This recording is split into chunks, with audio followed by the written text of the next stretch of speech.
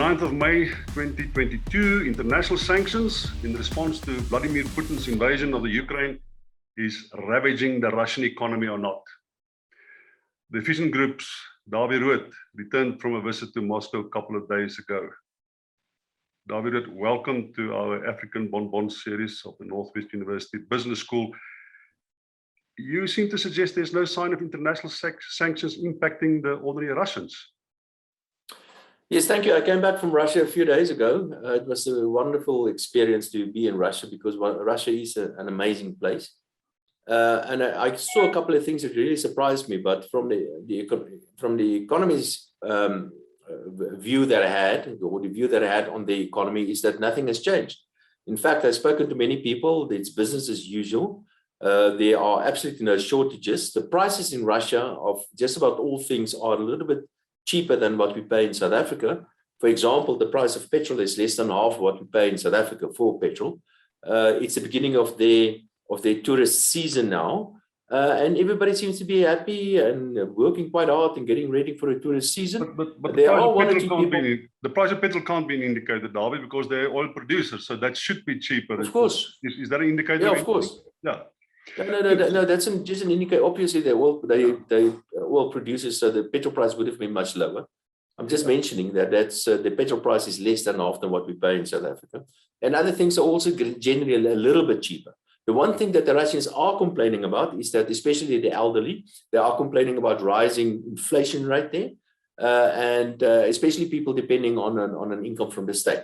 The monthly state income or pension income that elderly get from the state is approximately 15,000 rubles, which is approximately 3,000 rand. So that is more or less what the elderly receive from the state in the form of a pension. But apart from complaints about inflation, there are absolutely no signs of any economic hardship. It's important to note, however. Yeah, but why is the ruble maintained?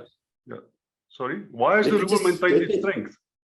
Yeah, the reason why the ruble maintained its strength, initially, the initial reaction after the announcement of the sanctions was that the ruble weakened to as much as 170 or even more rubles to the US dollar. It subsequently came back to about $80, or rather 80 rubles to the dollar, and it's currently trading at below 80 rubles to a dollar. So it came back quite strongly. There are a number of reasons for that.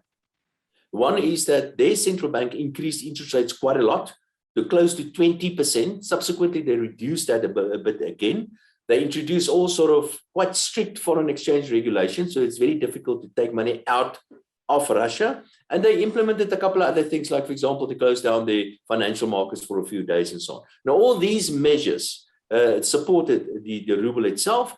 And also keep in mind that they are still exporting a lot of oil and a lot of gas, and those prices increase quite substantially. So they, on a net basis, I think the actual cash flow in the form of dollars to Russia has not been affected, at least when it comes to the export of oil. In future, that could change, of course, and I expect that to change over time. But for now, the Russian economy is certainly affected, but not by much. But we're told that a large number of foreign companies have withdrawn from Russia. Yeah. Surely it must reflect in the unemployment figures or not? Well, unemployment, I don't know about unemployment. I haven't seen any official unemployment numbers. We don't see hordes of poor people begging on the streets. You do see the odd beggar, very, very few, far fewer than what we see in South Africa. But I haven't seen any signs of a huge increase in unemployment. The people I've spoken to are not complaining about unemployment.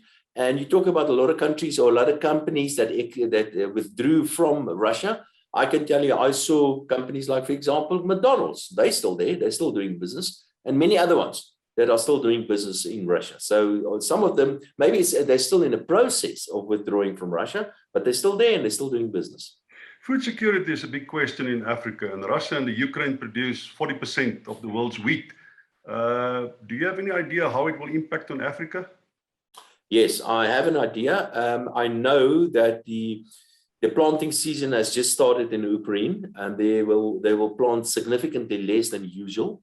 I also know is that, as we all know, is that input cost in agriculture has gone up quite significantly globally. That means that many farmers are trying to cut back on input costs, which means that the yield, agricultural yield, is likely to be lower globally.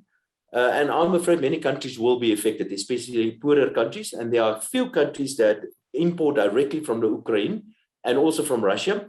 Countries in Africa are Morocco, for example, Egypt, the Horn of Africa, Somalia, for example, and a few other ones. And a country that imports quite a lot from the Ukraine is Sri Lanka, and they are already experiencing some significant economic problems there. So I am prepared to predict that I think we are going to see hunger in Africa in a couple of months' time.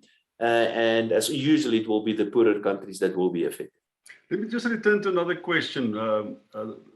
Africa is about well, maybe more, really big oil producers. Nigeria, Angola, you probably can list a few more. How does the higher oil price, which is as a consequence of the conflict in Ukraine, how does that impact the world economy, Africa, and perhaps the Russian economy? Yeah, well, this is an opportunity, I believe, for Africa, Africa producers, not only for Africa energy producers, but also for South African food producers, for example, to use this opportunity to penetrate markets that we didn't do business previously with. Unfortunately, it takes some time for all of this to filter through. I think countries like, for example, even Mozambique can get a benefit out of this. So there potentially is a lot of potential opportunities here for many African countries to export, to make money in terms of oil exports and gas exports and so on. Whether they will be in time to capitalize on this before the oil price starts coming down, that of course is another question. I think the oil price will slowly start drifting lower in a year's time or so, as the Western world find alternative sources of energy. I know they're talking to Venezuela, for example, and currently Russia produces approximately 8 million barrels of oil per day, and it will take about a year or a year and a half for the Western world to find alternative sources of energy. But I certainly do think there's an opportunity for countries like, for example, Angola and Nigeria and many other countries in Africa. The question is, will they be in time to capitalize on this opportunity? Do you suggest international sanctions has no influence on Vladimir Putin? No, of course it will have an impact. I've played around with the numbers myself. The IMF and the World Bank, the Russian Central Bank, and many of these institutions, they have made their own calculations, and the numbers suggest that the Russian economy can contract between 6% and as much as 12% this year. My own estimates is between 8 and 10% or so, depending, of course. So certainly it will have an impact on the Russian economy, but we're not talking about a complete free fall of the Russian economy. In the case of the Ukrainian economy, the estimates are between 30 and 50% contraction, and I think that's pretty much in line with the estimates of what's likely to happen in the Ukraine. But in the case of the Russians, let's talk about 10%. I also know, and I've spoken to many Russians, they're looking for alternatives. There are two major issues. The first one is logistics. How do you get your stuff in and out of Russia? And there are many opportunities here. You can make use of India. You can make use of other countries around the Black Sea, Turkey, for example. You can make use of China, for example. So there are many other opportunities to move stuff in and out of Russia. And when it comes to finances, then they've already established a system, a similar system as SWIFT that is currently already operational between China and Russia, as an example. So there are ways around these sanctions. Of course, it's going to be painful to the Russians, and the Russian economy will be affected, but we're not talking about the Russian economy that's collapsing. Is there a difference how people in the rural areas will experience from people in big cities like Moscow and St. Petersburg, for instance? I don't, that's a question that I haven't really thought about. When it comes to things like, for example, foodstuffs, I don't think the rural people will be affected. They produce quite a lot of their own food that they consume, or they import it from countries around the area, like, for example, Kazakhstan, Uzbekistan, and those places. I've been in a southern city called Sochi, which is also in the Black Sea, and you get stuff from the region, everywhere in the region, from many countries and around there. So when it comes to food stuffs, for example, I don't think there will be any shortages. When it comes to more sophisticated things like computers and computer chips and so on, I suspect there could be some shortages, including in the cities as well. But people starving or people really suffering, I don't think that's going to happen. It doesn't matter where you are in Russia. Let me ask you a question that nobody seems to know the answer, and you perhaps can speculate intelligently about it. What do you think the average Russian think of this invasion? What is the extent of support? I've been thinking about that, and I think I can give you quite a good answer, but it's going to be a little bit long answer, so I don't know if you want me to answer that, because that question Can I go for it? Yeah. That question consists of three questions, basically. And the three questions are do the Russians support the military forces? That's one question that we need to understand. The second question is, do the Russians support the invasion of the Ukraine? And that's another question we have to understand. And the third one is, do the Russians support Putin? Those are the three questions that you actually put into one. Now, the first question is, do the Russians support their military forces? And they are super nationalistic. And it doesn't matter where the military forces are, whether they're wrong or right, they will support their military forces. Yep. So all Russians, or just about all Russians, do support the military forces. The second one is a little bit more complicated. Do Russians support the invasion of the Ukraine? And I think the answer to that is yes and no, depending where.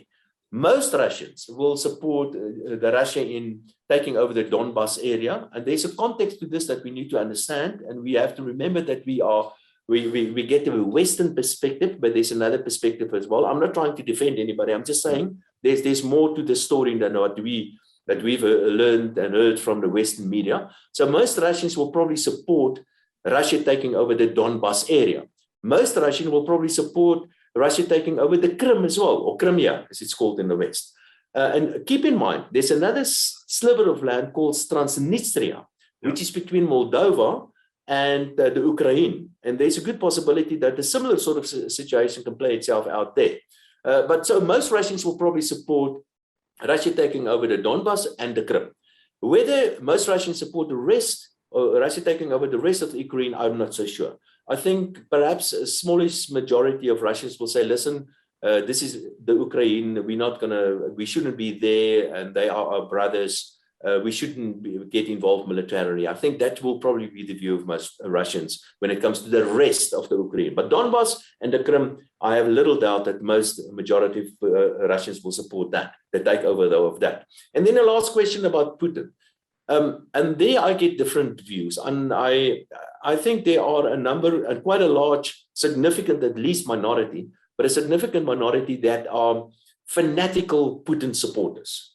And part of the reason why they are, and many Russians will actually tell you that they need a strong leader. And part of the reason why they say that, because that's part of their history, but also because Russia is such a massively big place with so many different ethnic groups, religious groups, and groups of all sort of everything. You need a very strong leader to keep the place together. That's the view of the majority of Russians. And in the process, in the process, some of them are radical and fanatical Putin supporters. But at the same time, you get people that absolutely despise Putin, and they tell me that. For example, I've met a man in Sochi, and he's a fanatical Putin supporter, and his mother lives in the Ukraine, and she had to flee from the Russian soldiers. And that is what the kind of thing that is happening in families in that part of the world. So they are different, depending on what you actually mean by the question, do the Russians support this invasion? Because there are many angles to this. There's a context to this. There's a history to this. And there are many things that we simply do not know as Westerners, that the Russians, many of them think that they have the absolute right, and in fact, they have the obligation to support the other Russian ethnic groups in the Donbas areas, as an example. What is also very clear to me, and it came as a surprise to me, is that they're not really talking about this. It is as if there's nothing happening. It's not that they're not talking about the war. It is reported in the main media, but the Russians seem to be indifferent, mostly, about what's going on. I think that's the overall feeling. But when you drill down to some of these issues that I've discussed, there are many different views. That was Dawie Roodt, the chief economist at the Efficient Group. Always very informative. Thank you very, very much. And that's also the closest we are going to get Russian on this Bonbon series discussion. Thank you very much, Dawie. Much appreciated.